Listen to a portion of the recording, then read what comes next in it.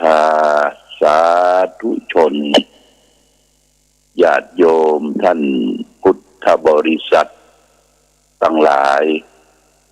วันนี้รายการธรรมประทีปส่องต่างก็ได้มาพบปะกับพ่อแม่พี่น้องศรัทธาสาธุชนญาติโยมแห่งครั้งหนึ่งวันนี้เป็นวันพฤหัสบดีที่5 เดือนพฤษภาคมพุทธศักราช2565ซึ่งตรงกับเดือน8เหนือเดือน6ใต้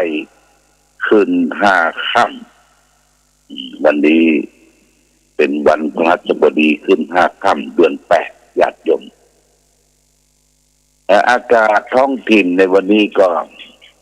บ้านเฮาก็ชุ่มเย็นตอนเจ้านี่บ่ร้อนบ่หนาวชุ่มเย็นดีฝนก็ทำท่าจะตกก็รอก่อนญาติโยมทางกรมอุตุ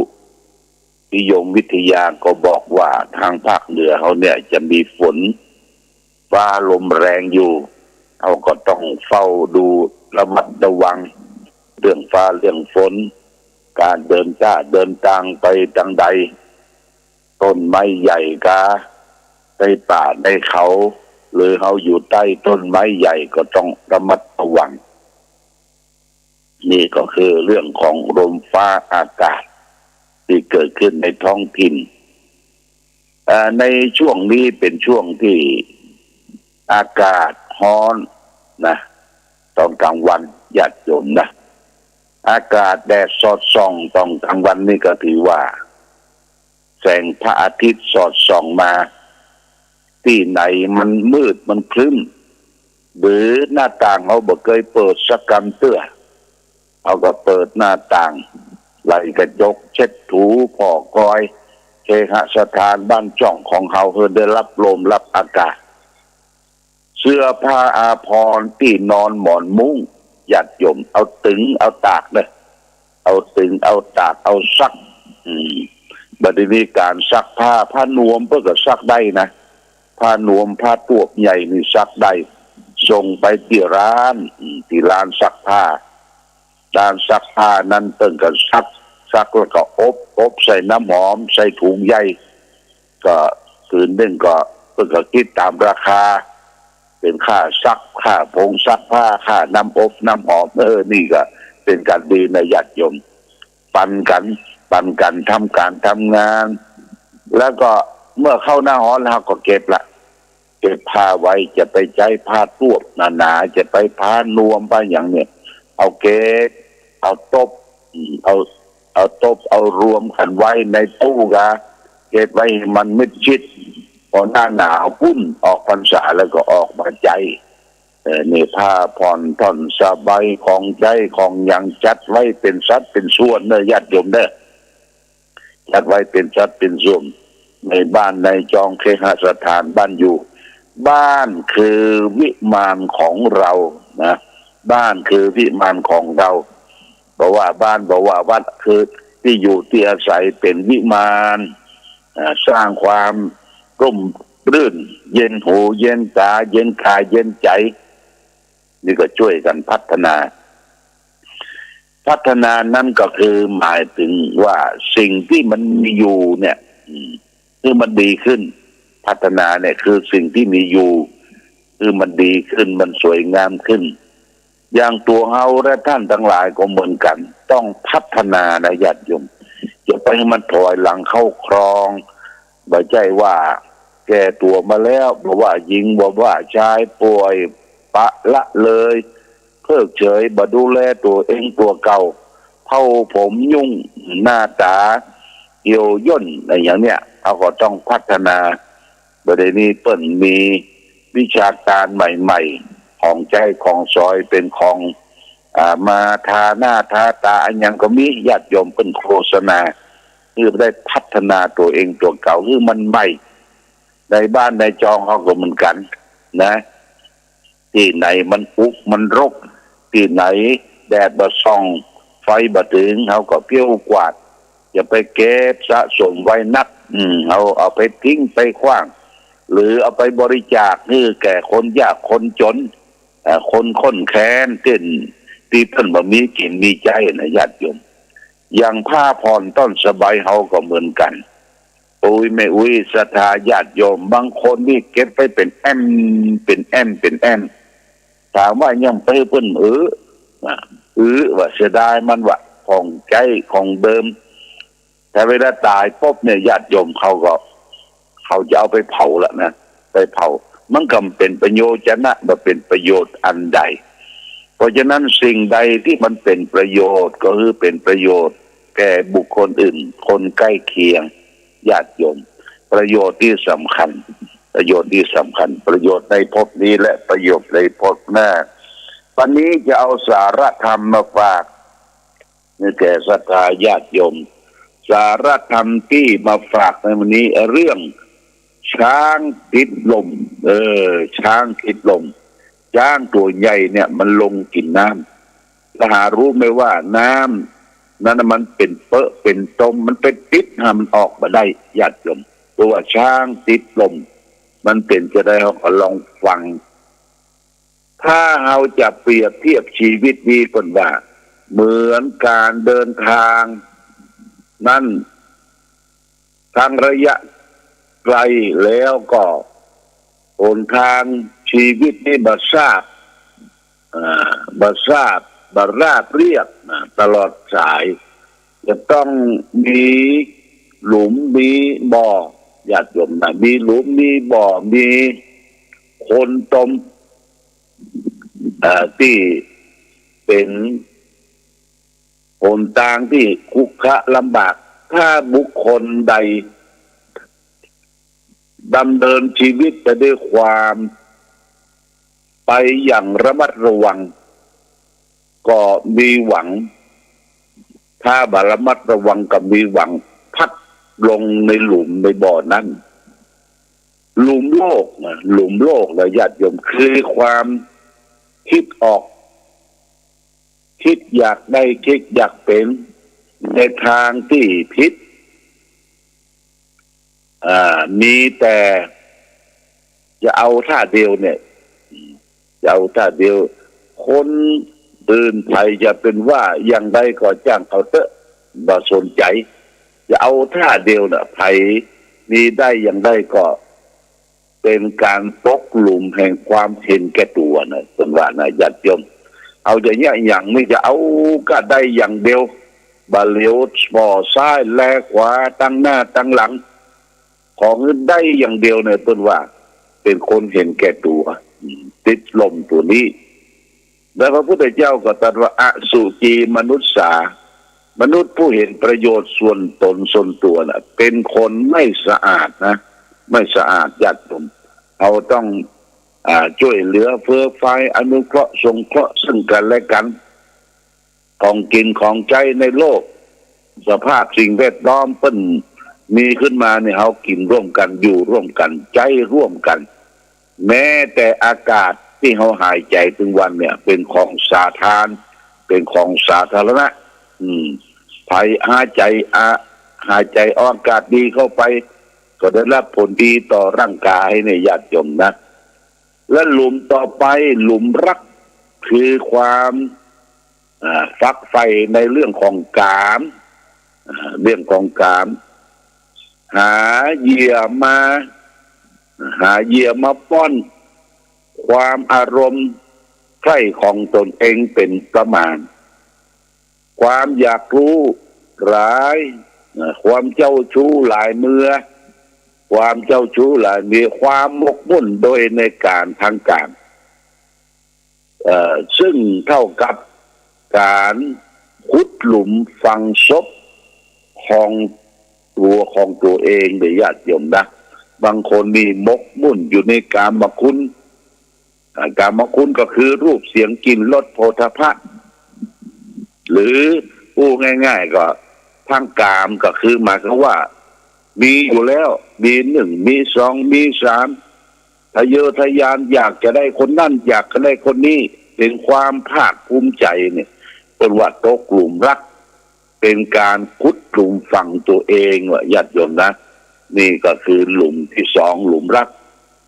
หลุมที่สามหลุมโทสะคือความบรรลุจักอดกั้นทนทานใจร้อนประกอบไปด้วยอำนาจโทสะครอบคุมตัวเองผิดปกติมีอันยังกระทบกระทั่งนิดหน่อยก็อดรนทนอยู่มาได้เป็นเดือดเป็นแค้นขึ้นมาตามตนทันทีไฟโทสะเนี่ยร้อนแผดเผาเจ้าตัวเองก็ต้องควบคุมความร้อนนั้นมาได้ก็ตกหลุมหนึ่งหรือว่าหลุมโทสะเพราะฉะนั้นญาติโยมสามหลุมเนี่ยคือหลุมโลกหลุมรักหลุมโทสะเมื่อเราได้ประสบพบปะแล้วก็ต้องระมัดระวังหลุมปอแห่งกิเลสมีมากหลุมบ่อแห่งกิเลสมีมากนักเหลือเกินญาติโยมการที่เราดำเนินชีวิตโดยบ่มีศีลธรรมวัฒนธรรมศาสนากำกับเนี่ยก็มีหวังที่จะตกอยู่ในหลุมตกบ่อเหล่านั้นเป็นปีละหลายครั้งและถ้าผู้ใดทะนุถนอมใจออกมาได้หลุดจากหลุมเหล่านั้นก็จะทำให้เป็นบทเรียนอันมีค่ามีสติมีปัญญาอันที่จะเกรียงไกรยิ่งใหญ่กว่ามากยิ่งใดสิ่งหนึ่งทุกขทาอุตเหตัดนังบันเตตันโตวะปุญชโรความหลานถอนตนขึ้นจากหลุมเหมือนช้างติดลมตอนทนขึ้นได้ฉะนั้นต้องอดทนขึ้นจากลมได้ฉะนั้นนี่ก็เป็นคนได้พ้นจากติดลมจากทุกข์ทั้งหลายนะหลุมสามหลุมโลกอยากยกหลุมโลกหลุมรักแล้วก็หลุมโทสะหลุมความโกรธเนี่ยมันบดีเมื่อเราไม่ได้ประสบพบกับสิ่งแบบนี้ก็แก้ไ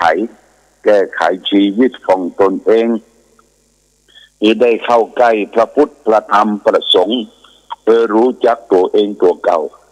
ถึงวันที่เราบอกให้รู้จักตัวเก่าญาติโยมพุทธศาสนานี่สอนให้เรารู้จักตัวเองตัวเก่านักว่าตัวเราเกิดมาเนี่ยเราเกิดมาแล้วเขาได้ทำอย่างทั้งประโยชน์ตนประโยชน์ท่านแล้วเขาจะไปที่ไหนญาติโยมเขาจะไปที่ไหนแต่สุดท้ายบ้านปลายชีวิตเขาจะเกิดความสุขความทุกข์ได้จะใดนี่หลักธรรมนั้นสอนเราเว้นจากความชั่วทำจิตใจของตนเองให้สงบแล้วก็ทำจิตใจให้สว่างเว้นชั่วทำดีทำจิตใจของตนเองให้สงบนี่เป็นหลักใหญ่ในทางพระพุทธศาสนานี่ก็ต้องขอบคุณญาติโยมที่รับการติดตามรับฟังธรรมะข้อคิดวันละเล็กน้อยใส่จิตใส่ใจเพื่อมันเป็นนิสัยญาติโยมการฟังธรรมะนี่เป็นนิสัยจะได้เวลา7 โมงเกินแล้วก็เปิดวิทยุตัดคืนที่เราเคยรับฟังก็มีพระเจ้าประสงค์มาเทศนาอบรมให้ข้อคิดเตือนใจเพื่อจะได้น้อมนำไปประพฤติปฏิบัติอย่างนี้เป็นต้นเอาละอนุโมทนาเด้อญาติโยมรายการต่อไปนี่ก็เป็นอนุโมทนากับคุณกนกพิชัยนาพร้อมด้วยครอบครัวล้านนานาพันธุ์ด้านสองพี่น้องทำการตัดค่าไฟฟ้าวัดพระธาตุศรีมหาโพธิ์ตะโพธารามพระเจ้าหลวงอุทิศแก่คุณธนกฤษนรุตราคา1,000 บาทญาติโยมคุณกนกพิชัยนาล้านนานาพันธุ์ด้านสองพี่น้องสันทรายทำบุญค่าไฟฟ้าวัดประบาทอุดมอุทิศพ่อตาลชัยนาแม่ขังแก้วชัยนา 1,000 บาทแล้วก็คุณกนกพิชัยนาพร้อมด้วยครอบครัวล้านนานาพันธุ์ล้านสองพี่น้องสันทรายทำบุญ ค่าไฟค่าเสาไฟหัวเสาไฟที่เป็นปราสาทแล้วก็ใส่ไฟฟ้ารอบเจดีย์วัดพระบาทอุดม1 ชุด1 ชุด2,000 บาทโมทนาสาธุนะและอนุโมทนากับหลวงพ่อเฮือนนี่ก็เป็นพระอาวุโสเก่าแก่อยู่ที่สำนักวิปัสสนาร่วมทำบุญปูกระเบื้อง1 ตารางเมตร300 บาทและอนุโมทนาครับคุณลัทธิพันธ์เครือโยค่าไฟฟ้าวัดพระบาทอุดม200 บาทแล้วก็อนุโมทนากับคุณอรุณชัยแก้ววรรณานี่ก็นส.ธัญเรศสุทธิสุรินทร์บำรุงค่าไฟฟ้า100 บาทและอนุโมทนากับรายการอันนี้ก็แม่4,000 สมปันแม่4,000 สมปันนี่บ้านแม่คาถวายจตุปัจจัยบำรุงสถานี100.25นี่200 บาทอนุโมทนากับคุณแม่4,000 สมปันบ้านแม่คาบ้านสันต้นแหนแม่คาบำรุงสถานีวิทยุ200 บาทโมทนาสาธุและอนุโมทนากับศรัทธาแม่ลำดวนเต็งแก้วบ้านเต่าดินครับเป็นเจ้าภาพเสาไฟพื้นปราสาทบนยอดเสาไฟ1 ชุด 2,000 บาทรอบเจดีย์อนุโมทนากับนางสาวรุจิพรยอมทำบำรุงพระธาตุสร้างพระธาตุ500 บาทนางศรีไลจอมทำบำรุงพระธาตุสร้างพระธาตุ500 บาทและอนุโมทนากับนายอนงจอมธรรมได้ร่วมทำบุญบูรณะพระธาตุ300 บาทและการอนุโมทนากับนายกัมปนาทจอมธรรมร่วมทำบุญพระธาตุ300 บาทและโมทนากับคณะศรัทธาญาติโยมที่ได้ให้ได้หอมในเดือนเมษายนวันนี้เพิ่งก็จะได้นำปัจจัยไปฝากจุดหลายวันเป็นปัจจัย 5,052 บาท53 บาทที่ผ่านคุณสายใจหันตระกูลที่อนุสาวรีย์พระเจ้าฝางพระนางสามผิวเป็นพระป่าสมทบกองทุนพระเจ้าฝางพระนางสามผิวเพื่อจะได้บูรณะปฏิสังขรณ์องค์เจดีย์พระธาตุของเฮาต่อไปในญาติโยมเดือนนี้เป็นเดือนพฤษภาคมเดือน8เดือน6ใต้เดือน8เหนือขึ้น5 ค่ำและญาติโยมและข้าม10 วันนี้จะเป็นวันวิสาขบูชาวันวิสาขบูชาตรงกับวันอาทิตย์ที่15วันเสาร์ที่14วันเสาร์ที่14นี่เป็นขึ้น14 ค่ำญาติโยมวันนั้นเสาร์หน้านี่เด้อเสาร์ที่จะถึงวันวิสาขบูชานะก่อนวันวิสาขบูชาเป็นวันแต่งวันดาเขาจะได้มาร่วมกันไหว้พระสวดมนต์เนื่องจากสัปดาห์วันวิสาขบูชาของชมรมผู้ปฏิบัติธรรมประจำวันเสาร์นะญาติโยมนะเอามาร่วมกันที่สำนักปฏิบัติธรรมวันเสาร์วันที่14นะ14 พฤษภาคมได้เตรียมงานกันขอโทษเตรียมงานเอาเน็ตเอาตะข่ายเอาเข้าปลาอาหารดอกไม้ทูบเทียนมาใส่บาตรแล้วก็จะได้การไหว้พระสวดมนต์แปรเสร็จแล้วก็จะได้เดินสมาธิภาวนาแล้วก็แจกจ่ายภัตตาหารกลางวันถวายพระทานกลางวันแล้วก็ญาติโยมก็ลากลับกันแล้วก็วันแรงวันที่15เป็นวันวิสาขบูชาวันนั้นก็ได้มาร่วมประทับศีลเวียนเทียนที่พระธาตุของวัดพระบาทอุดมที่เขาได้บูรณะปฏิสังขรณ์เนี่ยเอาก็จะได้ติดไฟเหลืองอารามแป้งใสญาติโยมก็ได้มาร่วมกันในวันเทียน วันวิสาขบูชาวิสาขบูชาน้อมบรรทาพุทธคุณแต่ก่อนเนี่ยไปเวียนเทียนเอากลมหูแมวกันไปเป็นเส้นเป็นสายเข้าวัดเข้าวาเนี่ยญาติโยมเป็นวันที่พระพุทธเจ้าประสูติตรัสรู้แสดงธรรมเสด็จดับขันธปรินิพพานวันสำคัญในทางพระพุทธศาสนาเราเชิญชวนญาติโยมเนี่ยเตรียมตัวเตรียมใจวันที่14เป็นวันเสาร์วันนั้นเป็นสัปดาห์ของวันวิสาขบูชาเราก็นุ่งชุดขาวปกติขาวเข้ามาไหว้พระสวดมนต์ถวายภัตตาหารดอกไม้ธูปเทียนโดยพร้อมเพรียงกันเอาละวันนี้รายการธรรมะประทีปสองทางก็หมดเวลาหมดต้องขออำลาของศรัทธาญาติโยมท่านสาธุชนไปก่อนรายการธรรมะประทีปสองทางต้องขอลาก่อนขอผู้ฟังจงตั้งมั่นจิตหันษาด้วยธรรมะขององค์พระพุทธาได้นำพาให้เกิดความสุขสงบเย็นขอเจริญพร